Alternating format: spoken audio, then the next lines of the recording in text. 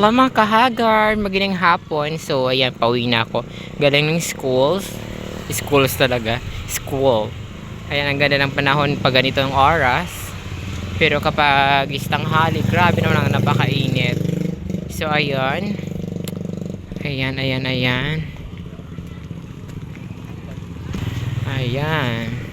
ang status ng life ko ngayon.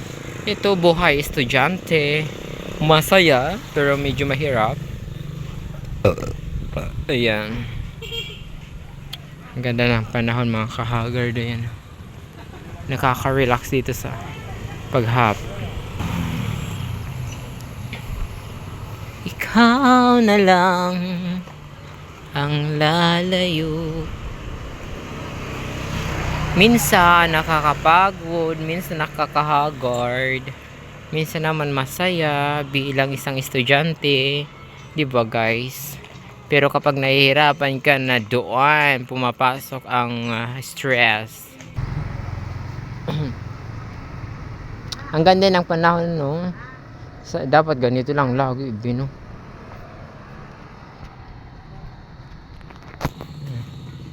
Ayan ang araw, sunset. Alam mo yung kahubay sa nakarado. Ayan.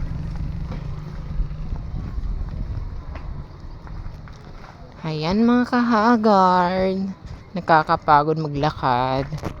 Ayan, kita nyo ang suot ko. Hindi ako nag-uniform today or this afternoon because it's very hot kasi ako guys. So kaya nag-ano lang ako ngayon, nag-pants and white t-shirt. Kanding. Ayan mga kahagard. Hala, ang dami. Hala, oh my god, ayun guys, oh.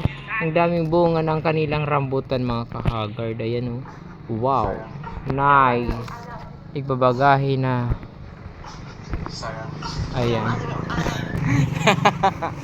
Hindi ka abutan at buwas.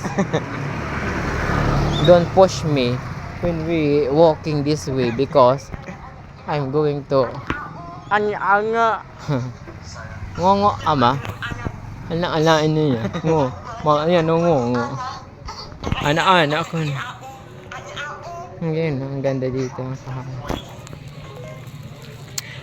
ngongo ka ba guys? Hindi mo niya ka okay lang.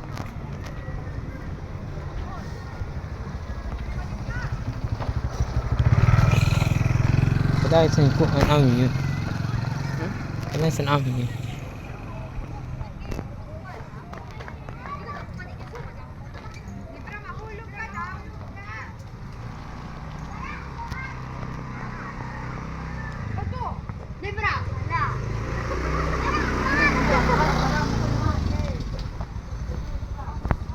Babae po ako.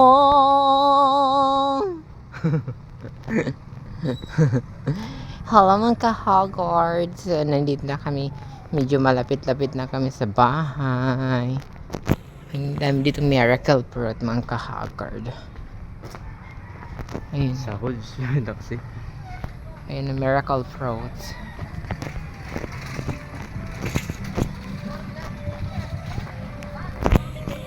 What's that?